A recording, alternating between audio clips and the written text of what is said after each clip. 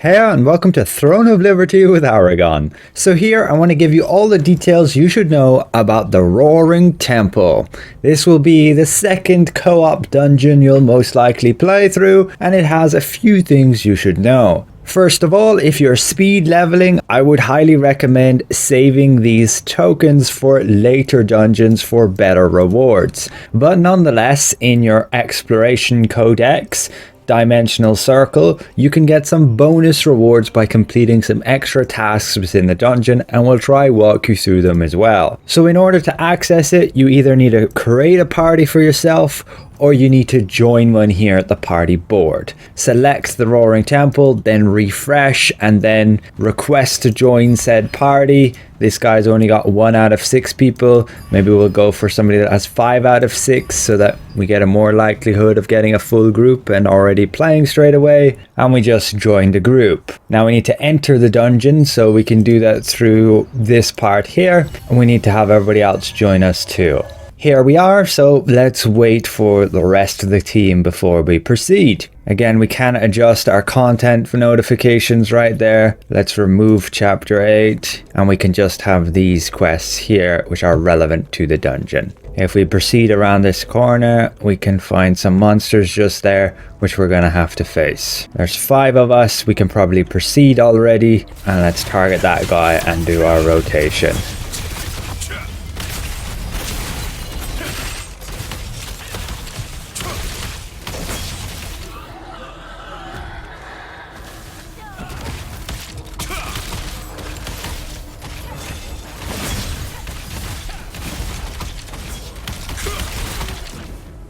What we can do also for some extra bonus damage here is activate these Stellarite crystals. Doing so, you can see, are going to add 10% damage to each of our attacks. I'll show you how to get them later, but they're just at a common supplies vendor. We can dive down here and go to attack the main guy because we're primarily single target. Get those 20 stacks. Oh, I did that prematurely. Why is the guy floating up? It could be one of the teammates' abilities.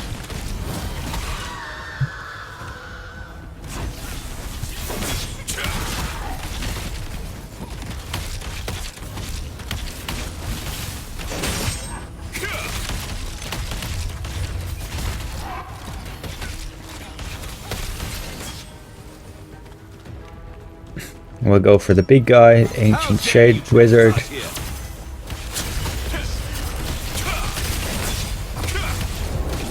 Get him to 20 stacks, use that ability.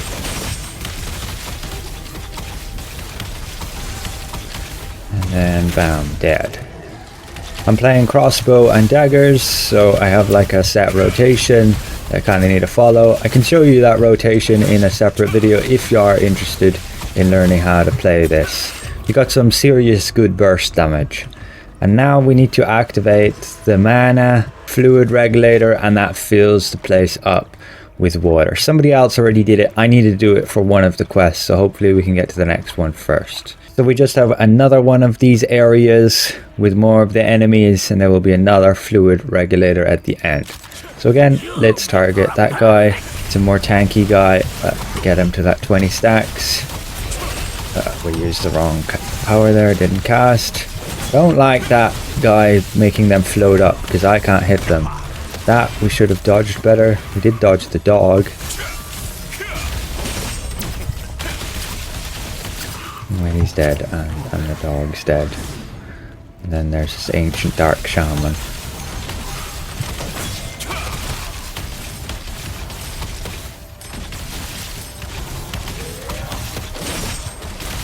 We'll just finish him and save our rotation for the next guy. This dark assassin who wants to kill me.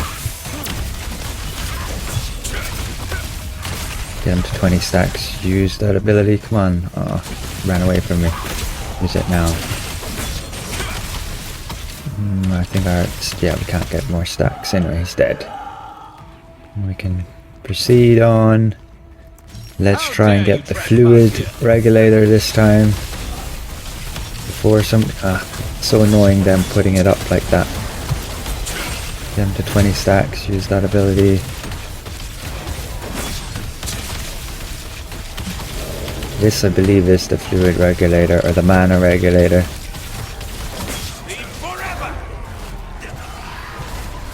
Oh, I got feared by the dogs. Let me get it. No, somebody else got it before me. God damn it.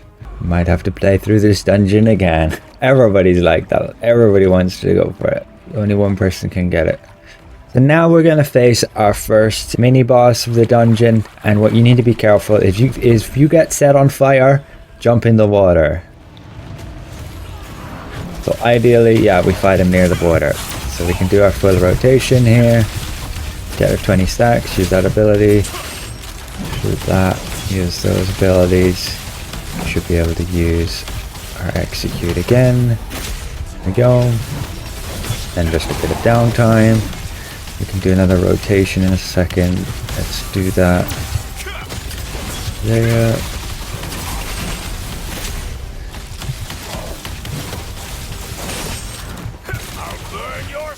Okay, now he's gonna burn our souls. So now we're burning. We can jump in here to cleanse it.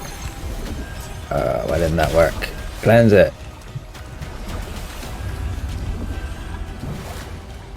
Okay, I believe it stopped now. Everybody else is burning though. It takes a little bit of time then. No, I'll kill you. You didn't set me burning again. Okay, good. Now let's get some mana back using that ability. And just here's the respawn gate. And now you need to fly. Just be careful of the pillars. So don't go where the fire is going to shoot up. You can kind of judge it. Not the easiest, but yeah, just watch out. And we'll just dive down here and wait for our teammates. We can activate this again, get more mana back. That gives us a bunch of damage on our hits. And we just wait for the other guys. Oh dear, that guy got get in the fire. No, attack this guy. Who puts him up like that? Can let me guys know. I don't know all the abilities. Now he's gonna summon some guys.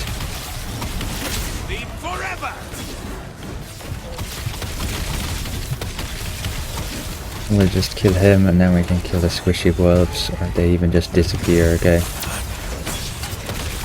Probably should have saved those abilities for the next fight.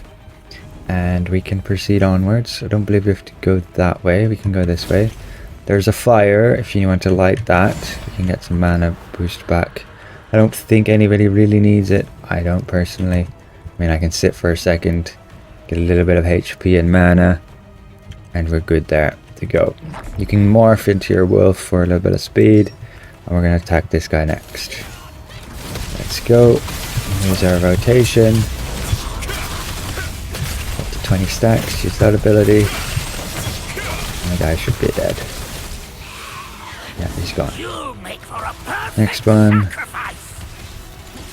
Some effects, I don't know if they're my teammates or they are the enemy, like that lightning effect around them. I mean, it's probably teammates.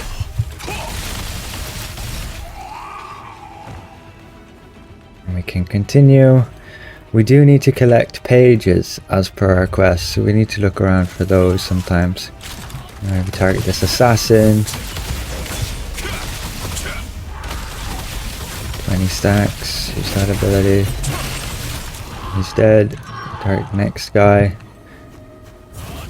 You probably need to go into some areas where you don't have to, where you don't need to go in order to get some of those codexes. Your average party might not go there. You can target the next guy. You can get some mana back. This build is pretty heavy on the mana. You will find yourself running out sometimes. 20 stacks, we need to get close to him. Use that execute. Use execute again. There we go. It's not execute, it's my thunderclad bombings, but it's basically like an execute ability. Get some mana back. Can have a quick look for the codexes before we go to the mini boss. There's this page, or no, this is just to collect a resource. I've probably already done that, as we can see in my journal. Exploration. Yeah, we've already got a gatherable material. Again, you have to race your teammates to it. If somebody else gets it before you, well, they do. Okay, we're not yet at the mini-boss, but that's okay.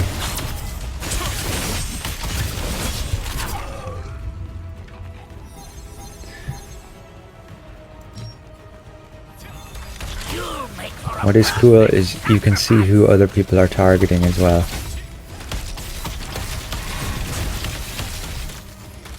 Just wait for my cooldowns. And now I'll use my big rotation.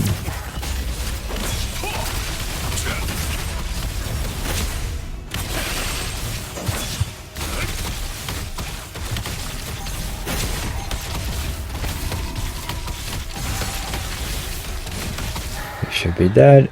The next one, he wants to attack me. Dodge out of that.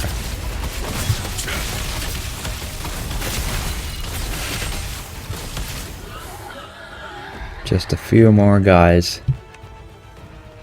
I believe when you get later on in the game and people get builds where they can like more easily have multi-target, you will be more so grouping up enemies.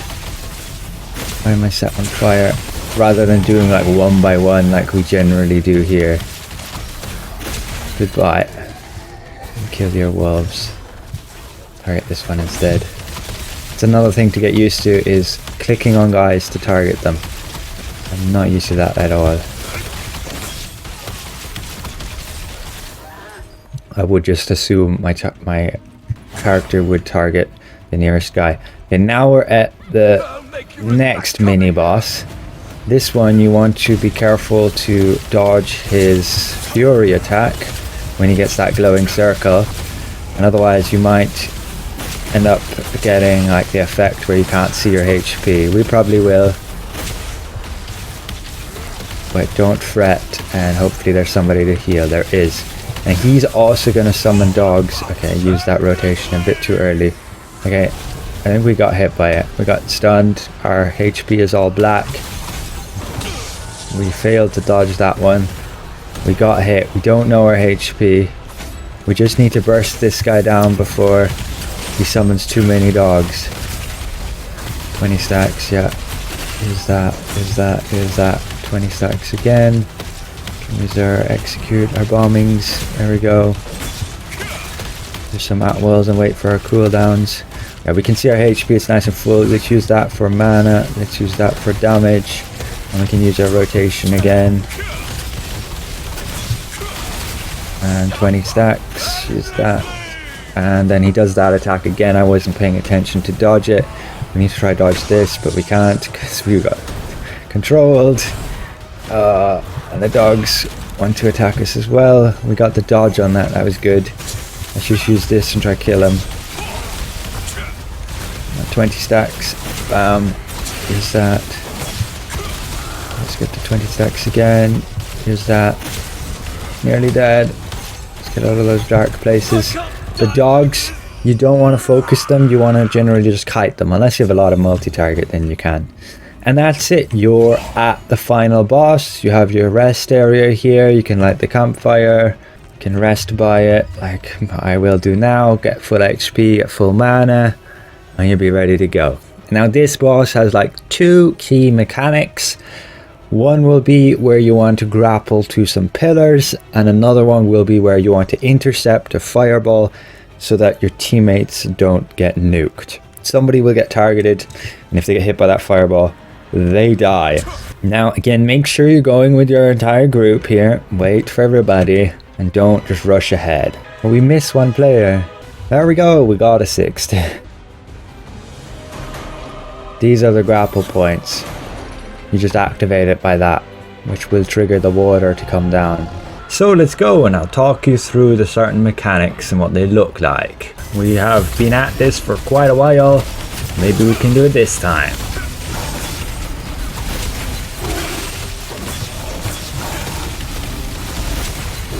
We get our full rotation out. We can do that again. Need to watch out for the green pools now. There they are. Don't get hit by them. You get a nasty debuff and damage over time.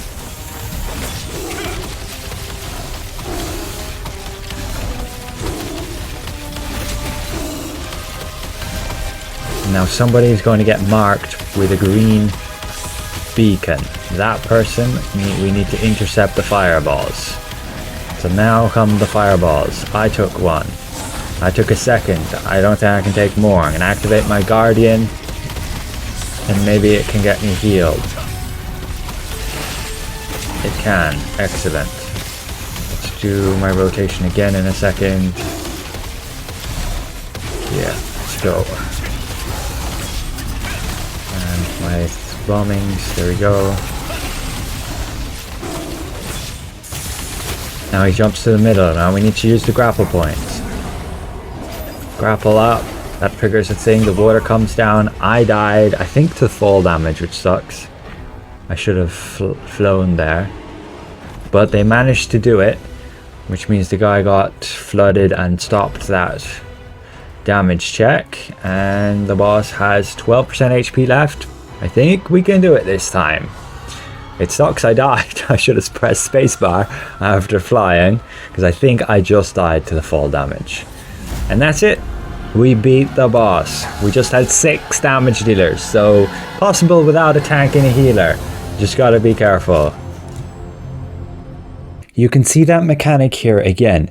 He's gonna jump towards the middle, and then he gets these Chinese letters above his head. And that's when the damage check happens. And you need 2 people to grapple up. You'll see them do it here. One player triggered it, the other player triggered it, and that puts the water down and it stops him doing that. Otherwise, you will just all die. Remember, you can also use your morph to get to the chain quicker, grapple up, and then again, make sure to fly down rather than taking that extra damage for falling. With those fireballs, do not all just group up. You need one person to intercept it, like I did right here, but then we got close, and then, yeah, well, I died to the damage over time, and then the other 2 guys died too. You need one person to take it, and then if that's all they can take, then the next person takes the next fireball, and there's always 3 fireballs. If you are just a team of damage dealers, you could potentially just leave one person to die and then, yeah, go and kill the boss, burn him down, as you probably should be able to do it with like 5 or even 4 DPS left. Again, if we want to open the chest, we're going to be spending 220 of these tokens, and this is the loot table. You can see exactly the drop rates of these things as well. There are some useful items for me, but to be honest, I am just better off waiting for the later dungeons to spend this currency, because I will very soon unlock them, and again, you only get like 660 tokens here. So overall, the prep for this dungeon is definitely to have these recovery crystals. I would recommend having some extra DPS damage output with these stellarites, and of course make sure you have plenty world tree leaves. If you're unaware to get all of those, then just go to any one of these merchants and you can buy them here. Your world tree leaves, stellarites, and sure, if you want to go for a little bit of extra damage on top, you can get 20 of these per day. Overall, when we look in our journal here for the dungeon, we completed everything except getting, again, that mana fluid regulator and collecting one of the Codex pages. On my next time running this dungeon, you can see this is the room with all that fire where you fly down from above. If you just go to the left here and up the steps, you'll have to kill the enemies that are there. You will find the Codex right there, and that will check off that part for the quest, giving you the reward. And then all we have left now is the mana fluid regulator, which I'll have to go through this dungeon again, and you'll get like 10 active skill books or passive skill books. Overall, that is about the second co-op dungeon you're going to run into. Not the easiest thing in the world, depending on, again, what group you get. It is possible, as you saw there, with a whole bunch of damage dealers and just kind of brute forcing it, But again, you do want to play the mechanics if you can, intercepting those fireballs. We managed to save the guy by intercepting 2 of the fireballs. And then, well, we did die when we had the chains effect. When the boss jumped to the middle there, we grappled up, which triggers one of the chains. Somebody else has to do it as well on the other ones, and then the water goes down and stops the boss, and you can continue attacking like you saw there. We just stupidly died to the fall damage, which was hilarious. But overall, hopefully this is somewhat insightful and helps you get through your runs of that dungeon if you're trying to do so for yourself. I would recommend only doing it like the first few times to get the completion, to get those achievements, as again, you can just very well be better off waiting till you unlock like the higher level dungeons for better loot, spending those tokens for it. Thanks all for watching, and we'll see you guys around. Goodbye for now.